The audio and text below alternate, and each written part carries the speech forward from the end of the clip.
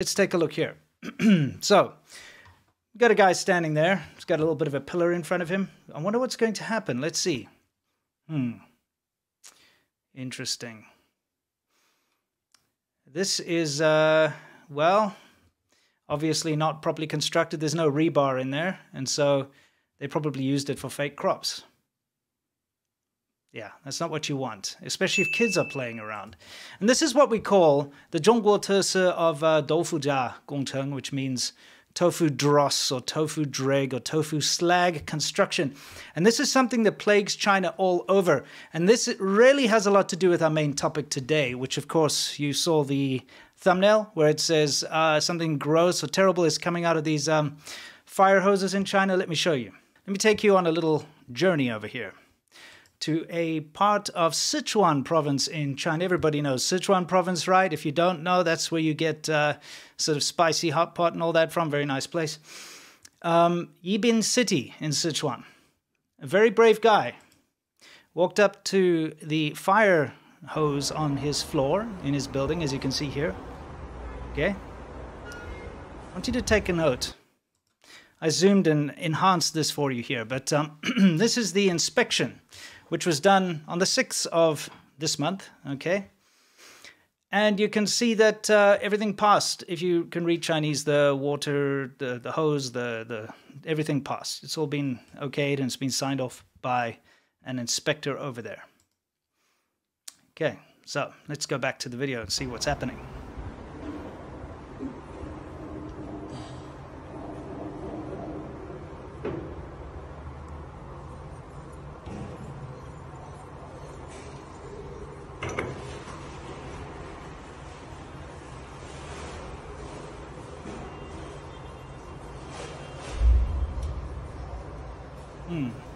Well, that makes me feel very confident. I don't know about you guys.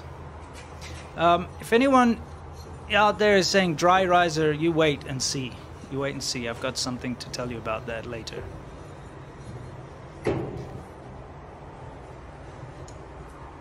Anyway, 3 days ago in Jiangxi province, okay? Now, to give you a little bit of, I don't know, scope on what's going on here. This particular place in Yügan County in Jiangxi province. Jiangxi province, actually a very beautiful province. I've ridden around there plenty of times on my motorcycle because it was quite close to Guangdong down, well, when I say quite close, it's pretty far, but it was easy to get to. You can see up in the top corner all the information. This is the date it happened, the time it happened, the location that it happened. The reason you've got all that information is it's because it's from an inspector's phone. So take a look here. I need to put something in perspective, by the way. If you wanted to drive all the way from that first guy in Sichuan where we saw him opening and no water came out, if you wanted to drive all the way to this place in Jiangxi, it would take you approximately 17 hours and 7 minutes. In other words, it's very far away. So it's not like something that's happening in an isolated area is what I'm getting at here. And now we've got some inspectors. Take a look here. 我们看一下这个消防栓，28楼消防栓。 This is on the 28th floor. They're testing. 没有水，拧到了底都没有水出来。看一下。No water. 一直拧到底。 So then they go down to the 6th floor. Now, listen, what's important here is not just some average guy living in the building. You can see the information down. Where is it? Down with the blue heading. It shows that this is an actual inspection. So this is being logged. So this, like I said, is not just an average Joe filming it. This is actually the inspectors, and I'll tell you why. Okay? So they go down to the 6th floor.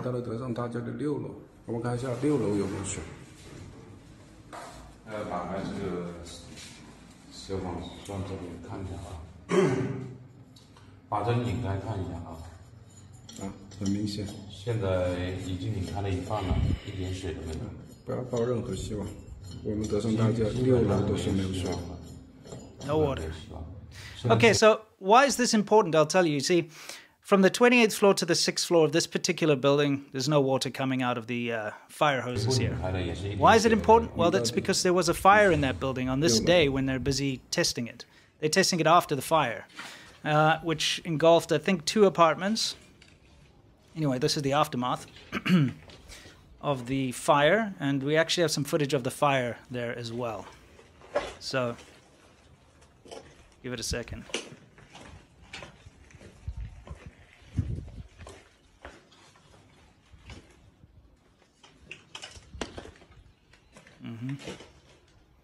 You know, Similk and I talk about this a lot. In the elevators, for instance, they always have those inspection things signed off saying, yes, it's inspected, it's been checked.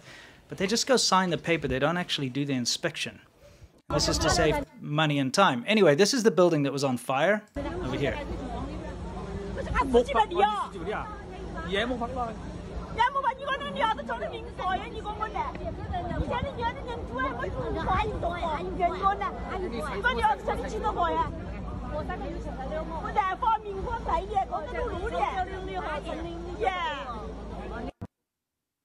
And somebody flew a drone while it was still on fire up there, which you can see over here.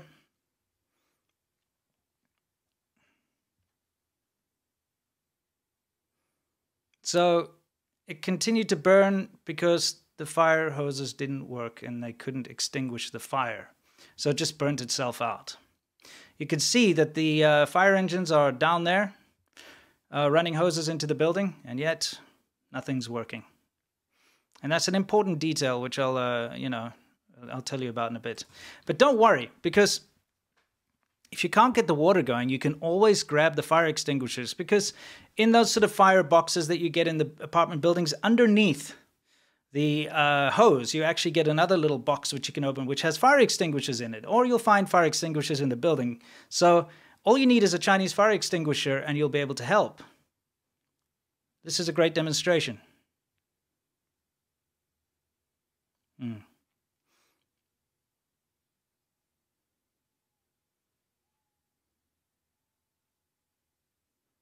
Yep. So at least you'll be safe, you know, at the end of the day.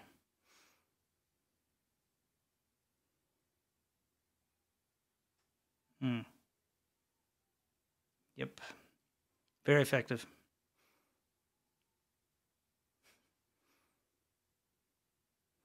Bet you these guys are regretting putting on this demonstration right now.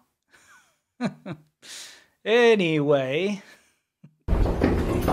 what you see behind you now is something I filmed myself. Okay, I actually know all about this because this happened in my building. When I was living in Shenzhen, in one of the buildings I was living in, which was in the middle of downtown, right next to the Wangxiangcheng Mixi Mall. Very fancy area, very sort of downtown posh area.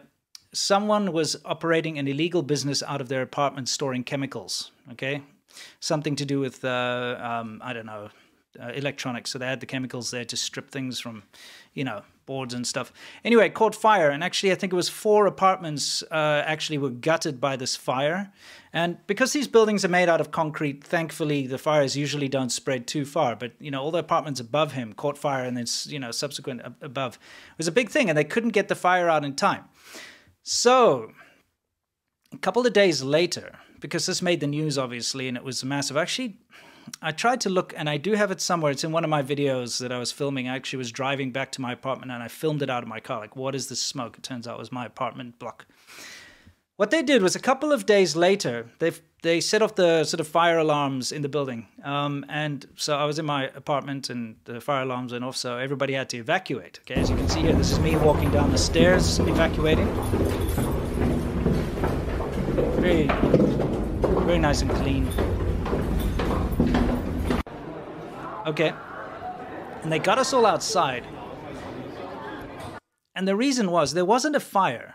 No, this was them doing a fire drill, which I've been living in this apartment for years, and there hadn't been any fire drills. But of course, after 4 apartments burned and huge damage, I can't remember if anyone was killed. I think it's possible. I know someone was murdered in my building. But anyway, that doesn't matter. Thing is, finally they decided they're going to do a fire drill. Now, this was all just, as usual, a bunch of bullshit. They took us downstairs.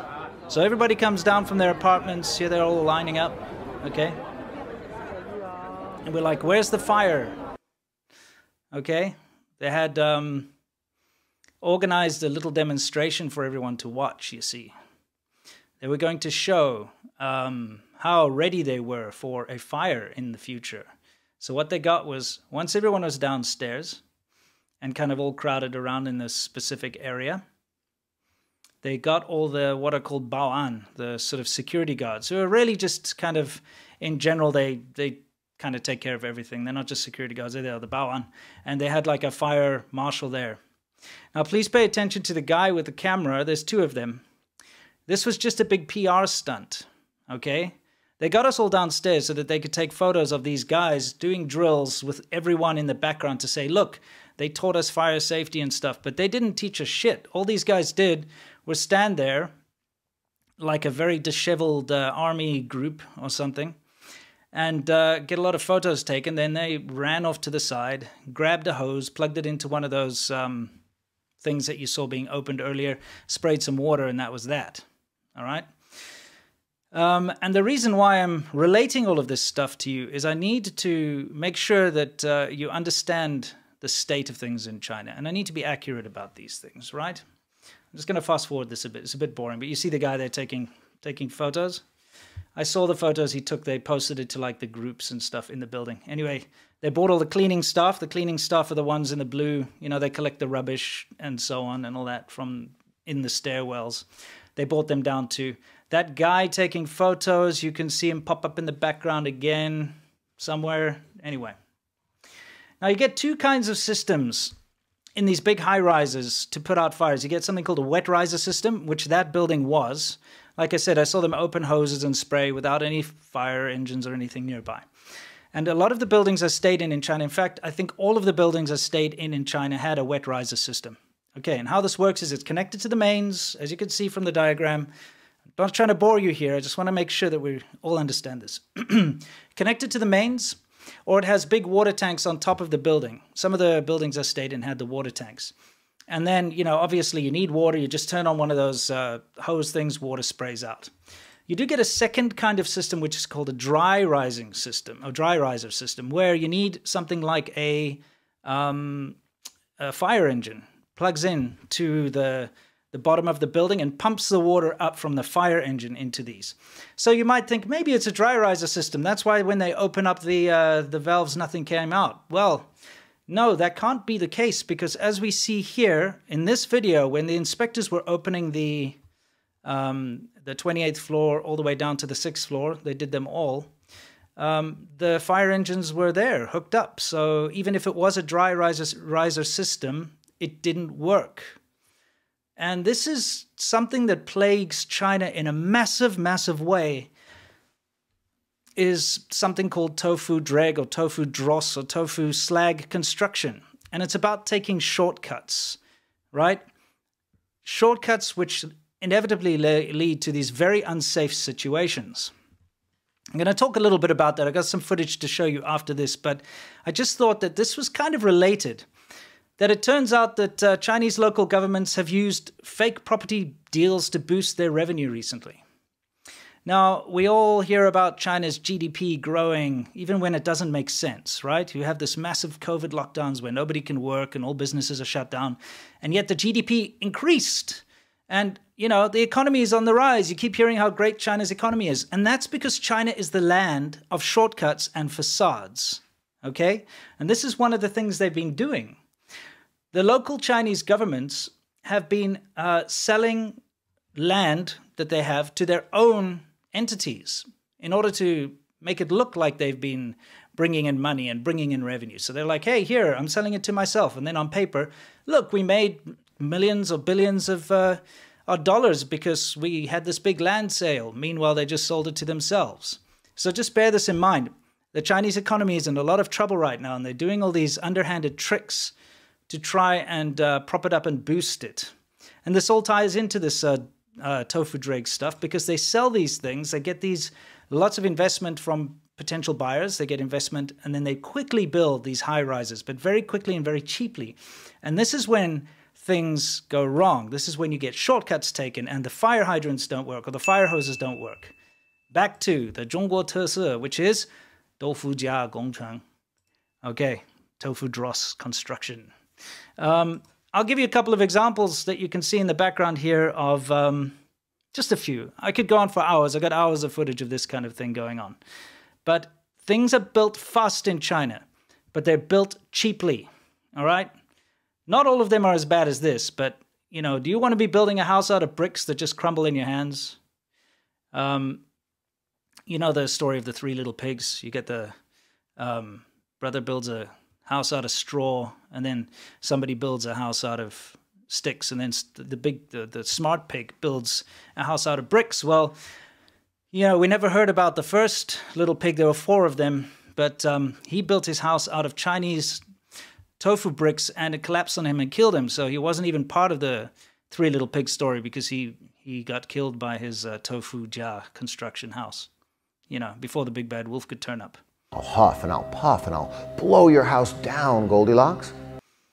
Anyway, that's not what you want to see. This is whatever. So you're going to build a little rural house, okay, out of these bricks. So what?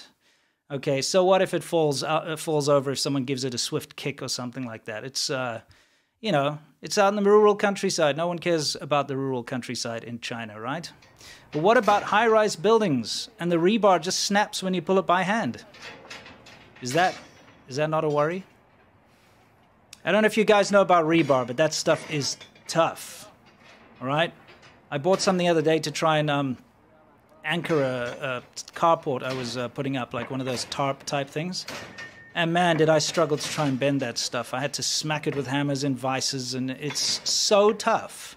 It's impossible to bend by hand. Never mind break by hand. So this is just cheap crap, pig iron type stuff that's kind of supposed to be rebar, okay? Look at how it's coming apart. These guys are smacking it and they're breaking. Now, look at those heavy-duty cables. This looks like it's part of a bridge or something, which is very concerning. And these fake hollow bricks that they use on these real estate projects, don't worry, it's not like load-bearing, but that'll be put up to make a wall or something like that, and that's something that can be broken. And how about a high-speed rail viaduct over here, whatever you call those things? Looks legit. Fairly new construction. You got people riding on high-speed rails above that stuff, you know? This is concerning. Now, some of these clips are fairly old, but they're very good to show. Like this particular clip is from 2015 or so. But it's good to show that this is stuff that exists. The buildings that people are living in China in right now, a lot of them are like this. I mean, take a look at this. This is a very tall building. See, it looks up. That's got to be, what, 30-something stories high? And if he can just scrape away the supporting pillar like this, you know, you got to worry. Was this building ever completed and occupied? Probably. A lot of buildings that have this level of quality were occupied, for sure. And that's just not something you really want to see, you know? That's scary. It's very, very scary. Anyway, we all know about the Tofu-Dreg construction in China, and I just wanted to bring it back to your attention because this is something that concerns everyone. And even people who are just like, whatever, don't care about it, carry on with their life. It can affect you in ways that you don't realize, like the fire hydrants not working. Because what happened with those fire hoses probably is when it was being constructed, they either didn't put in pipes, or they did put in pipes, but they didn't put them in properly, or they just connected them with dirt in them and concrete or something, and so they're plugged up. Who knows? But it's because of lack of oversight. It's because of a terrible, terrible lack of ethics and a massive culture of shortcuts in China that that apartment had to burn down. I suddenly got massively attacked, saying I'm lying about the Chinese electric vehicles. EV fanboys are just cut from a different cloth. Talk about a cult. This guy who pretends that he's a Chinese person who hates China. I pretend that I'm a Chinese person who hates China. That's very interesting because I've never pretended to be a Chinese person. Clearly, places where you put in your fuel pump. It's almost getting me like tinfoil hat level, conspiracy level, that this is all planned or something. 这叫鼠鸭，这个特别好吃，好吃，好吃。